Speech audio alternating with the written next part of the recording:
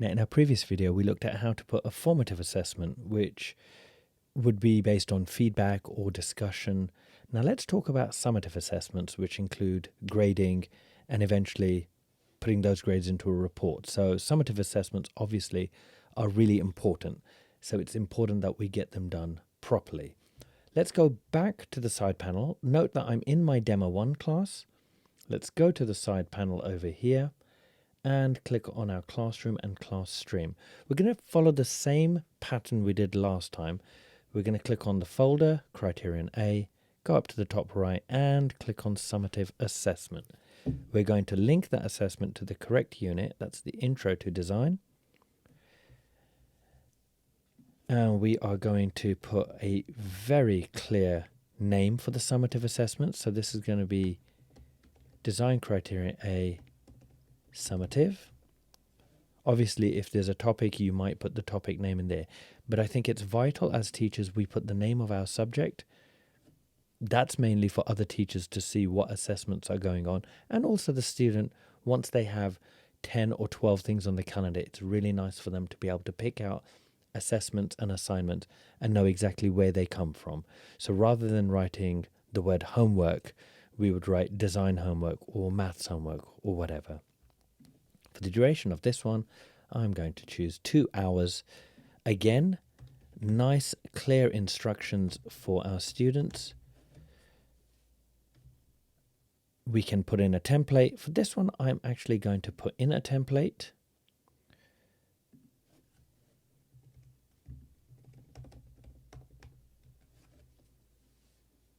So I have a design introduction template, so I'm going to put that in. Over here it says make a copy for each student. Yes, I want to do that. I don't want all the students to edit one file. So I'll make a copy for each student. Click on done like that. There we are. In the add assessment tool, because it's a summative assessment, I do need to add some kind of assessment to this. So I'm going to click on here and I'm going to go to MYP based rubric. Because in my unit planner, I had marked which objectives I wanted to do.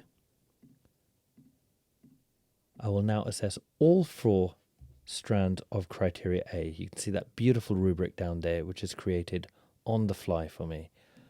Let's click on create. So I have now my assessment rubric there. The rest I'm going to leave alone. Click on next. The due date, let's put that as the 14th of September and we'll put that at 12:15. Now, you might be wondering, what does the other class see? So I have class A and class B. Well, in this case, because the assessment is being spread across 2 classes, I can add a class and simply click my other class, which is Design Demo 2.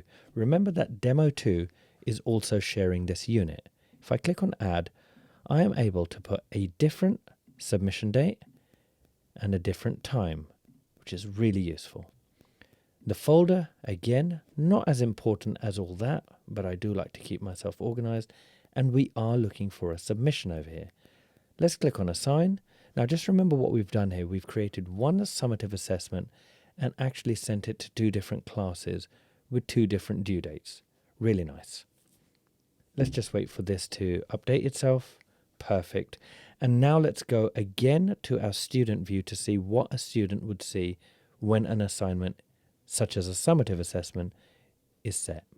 And you can see on the student view, just like with the formative assessment, we have the class stream to do, which now has the summative assessment. You can see how clear it is because it has the name Design Criteria A Summative.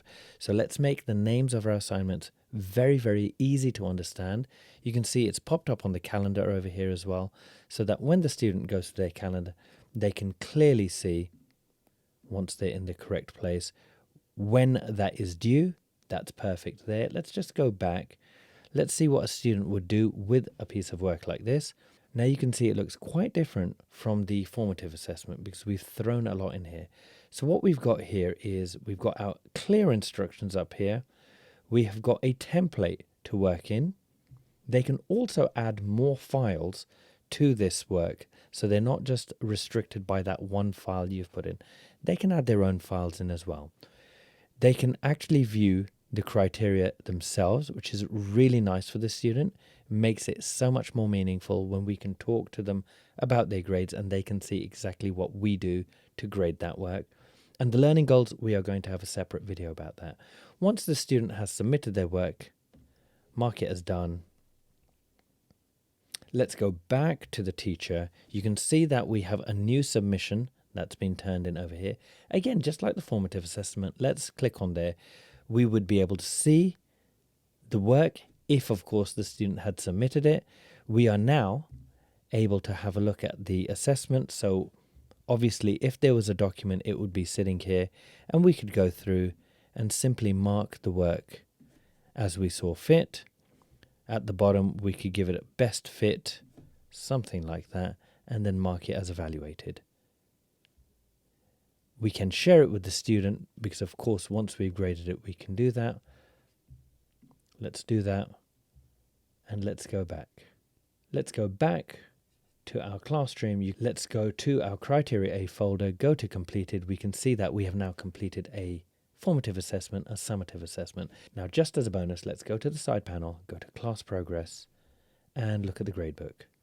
Let's look at all assessments. Now you can see that once you have started grading work, you will see that work with the grade sitting over here, which makes our life so much easier, having everything in one platform rather than jumping from one to the other. Also in the gradebook, you have a chance of going back to the rubric and change your grades for whatever reason you might have. So you can update the grades that you gave them. Maybe it's a resubmission. So as you can see, it's not only easy to make the work, set the work, but also to grade and to evaluate the grades of our students all in one place.